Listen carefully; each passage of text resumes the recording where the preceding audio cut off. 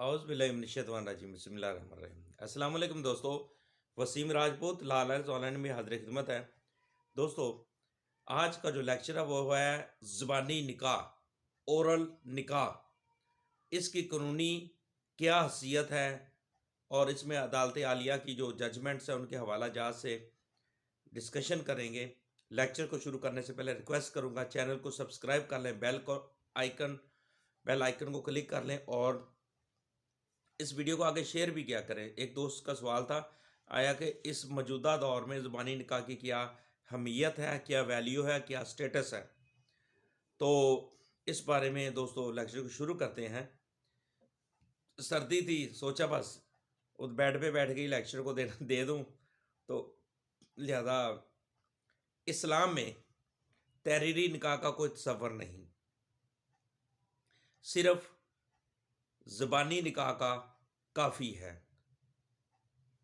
दोस्तों, ये अदालत आलिया की जजमेंट है 2004 YLR 239 पेज है इसका, कि इस्लाम में तहरीरी निकाह की कोई तसव्वुर नहीं है, सिर्फ ज़ुबानी निकाह काफ़ी है। एक और जगह पे लिखा है ज़ुबानी निकाह और तहरीरी निकाह की हैसियत बराबर है। ये PLJ 2018 जजमेंट और CRC 130, यानी कि ज़ुबानी जहाँ पे जब मियाँ बीवी अगर कह दें अगर मियाँ बीवी ये कह दें कि हम लड़की लड़का कहते हैं हम दोनों मियाँ बीवी हैं, तो वो फिर मियाँ बीवी ही तस्वर होंगे। तो लेकिन तहरीरी निकाह में सिर्फ इसलिए ज़रूरी कि मुस्तकबिल में कोई परेशानी ना हो, क्योंकि तहरीरी निकाह का इशू ये था कि हमारे माशरे के अंदर रहने के लिए, जैसे 1961 फैमिली लॉ ऑर्डिनेंस बनाया गया, इसलिए बनाया गया ताकि पहले कोई क्लियर नहीं होता था वो किसकी A या B की या जिसकी किसके साथ शादी हुई है, सही क्लियर ही नहीं होता था। फिर उसके बाद माशरे में रहने के लिए एक शनाख्त ज़रूरी थी। तो जैसे जैसे वक्त गुजरता गया और अमेंडमेंट आती गई, लेकिन बात यह है कि इस्लाम में तहरीरी निकाह का कोई तसव्वुर नहीं, सिर्फ ज़ुबानी निकाह काफ़ी होता है, यानी कि शरई निकाह, यानी कि बात करेगा। लेकिन ये तहरीरी निकाह को इसलिए राज किया गया ताकि हर बंदा ही क्लेम नहीं कर पाता था। यानी 1961 से पहले लोगों की शरई शादियाँ हुई हैं, कोई रिटर्न नहीं है, लेकिन माशरे में रहने के लिए तहरीरी निकाह है, तो तहरीरी सबूत इंतहाई अहम है। मज़ीद आगे अदालत आलिया की जजमेंट में हम डिस्कशन करते हैं। तहरीरी निकाह सिर्फ इसलिए ज़रूरी है कि मुस्तकबिल में कोई परेशानी ना हो। शरई तौर पर सिर्फ ज़ुबानी निकाह मौसर है। 2009 MLD 962 पेज है दोस्तों। एक और जजमेंट है, यह ज़रूरी नहीं कि निकाह रजिस्टर करवाया जाए। अगर लड़का लड़की इकरार करें कि वो मियाँ बीवी हैं, तो दोनों मियाँ बीवी ही तस्वर होंगे। इसमें जजमेंट्स हैं दोस्तों 2005 YLR 156, PLD 1982, FSC 42 पेज, फिर PLD 1984, FSC 93 पेज है। और दोस्तों, इस तरीके से निकाह की रजिस्ट्रेशन जायज़ निकाह के लिए ज़रूरी उनसर नहीं है। 2014 YLR 239 पेज है इसका। अब क्योंकि माशरे में रहने के लिए एक पहचान होनी चाहिए कि निकाह का फलाने के साथ निकाह हुआ है और उसके ये बच्चे हैं, फिर उसके आगे उनके बच्चों का भी बेफॉर्म नादरा में बनाया जाना ज़रूरी है। तो इसलिए वो एक अहमियत है, इसको ज़ुबानी निकाह को वही अहमियत हासिल होती है जो एक तहरीरी निकाह को हासिल होती है, क्योंकि तहरीरी निकाहनामा सिर्फ एक दस्तावेज़ है जिसका मकसद शादी से पहले मियाँ बीवी के हकूक़ व फ़राइज़ की तैनाती है। अब हकूक़ व फ़राइज़ की तैनाती क्या है कि नानो नफ़का, हक़ महर, गवाहान की तफसील से लेकर तलाक तफवीज़ तक, इनमें अमूर की तफसील निकाहनामा में दर्ज होती है।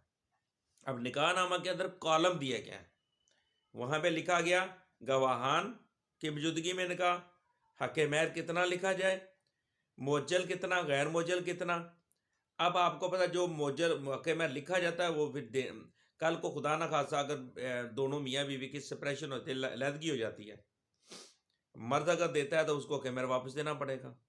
हक़ महर लाज़िम है। अगर उसमें कुछ लोग शराइत घर लिखते हैं, अब ज़ुबानी निकाह नामा में हक़ महर वो कहते हैं हाँ ठीक है मैं आपको घर दूँगा।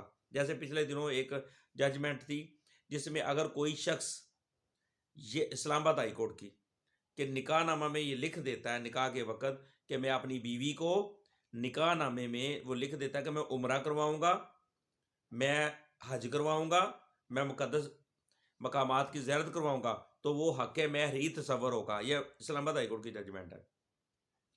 अब इसी तरह ये निकाहनामे के अंदर सारी तफ़सीलें दी गई हैं। आगे बीवी को हक़ दिया गया या नहीं, मुतल्लका है, बेवा है और कोई खर्चा, मंथली खर्चा कितना देगा, कोई शर्त तो नहीं लिखनी। फिर उसके बाद अब जो मज़ीद तब्दीली आई है, ख़त्म नबुव्वत का हल्फ़ का, वो भी उसमें शामिल कर दिया गया है। ये सारा प्रोसीजर लिखा गया, लेकिन ये बहुत अच्छी बात है। लेकिन एक चीज़ दोस्तों मैं ये बता रहा हूँ शरई तौर पर, क्या है कि ज़बानी निकाह और तहरीरी निकाह की हैसियत एक ही है, बराबर है। वो 2018 की जजमेंट है, पीएलजे 2018 सीआरसी 130। इसीलिए तलाक, इसलिए निकाहनामा में दर्ज होती हैं। ये जजमेंट है पीएलजे 2018 सीआरसी केसेस 130 डीबी का ये फैसला था। इसमें यही कहा गया कि हमीयत ज़रूरी है, कि माशरे में रहने के लिए इसको तहरीर करना ज़रूरी था। और उसमें ये पता चल देता है कि मियाँ बीवी के हकूक़ व फ़राइज़ की तैनाती की गई है। इसमें बताया गया कि मियाँ के हकूक़, बीवी के हकूक़, आगे मज़ीद उसमें क्या प्रोसीजर, शराइत वगैरह, हक़ महर, मुअज्जल, गैर मुअज्जल, नानो नफ़क़ा, सब कुछ उसमें मेंशन किया गया है। ख़त्म नबुव्वत का हल्फ़ भी निकाहनामा में शामिल किया गया है।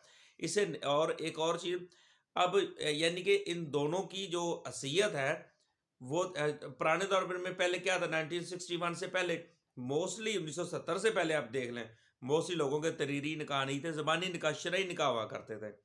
लेकिन माशरे में रहने के लिए अब इसको ज़रूरी कर दिया गया, लाज़िम कर दिया गया निकाहनामा रजिस्टर। बेतहाशा जब ये इधर हमारे केसेस वगैरह हम हैंडल करते हैं, अगर वो लड़की लड़का इस तरह दौड़ के आते हैं, उनका कोर्ट मैरिज कर लेते हैं, अगर उनका अगर ज़ुबानी कर ले तो वो कह देंगे ठीक है जी हमने ज़ुबानी किया, लेकिन इस चीज़ को कानून सबूत मांगता है। अगर मियाँ बीवी उसी वक्त एक दूसरे को तलाक दे देते हैं, अब लड़की इद्दत पूरी की है, आगे शादी कर लेती है, कैसे पता चलेगा?